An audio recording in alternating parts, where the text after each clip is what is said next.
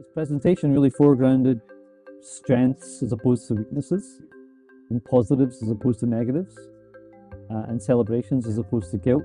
Some of my experiences working in this field is it can get quite adversarial, and I think that what I took away today was there are ways of getting where you want to go without making it something that maybe leaves a few people behind on the way.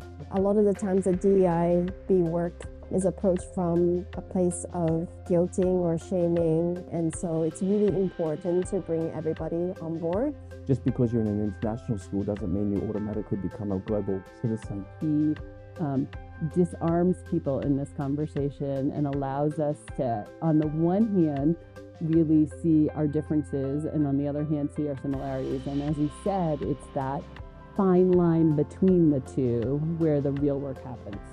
Establishing the definition and establishing the clear use of the language in that point is so important, because if you don't do that, you can't get everyone on board. Yeah. You can't have a shared understanding, and you have to have that shared understanding. The concept of belonging really resonated with me. How do we make people feel empathy towards each other so that we move from this idea of tolerance to appreciation to mutual respect?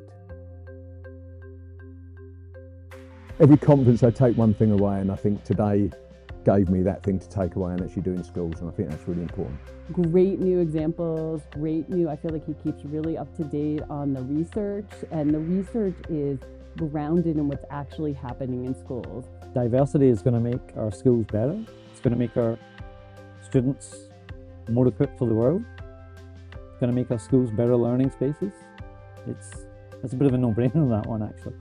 For me, what was inspirational was that I felt a bit like there's a way forward, that we don't have to be stuck in where we are, so yeah, I see hope.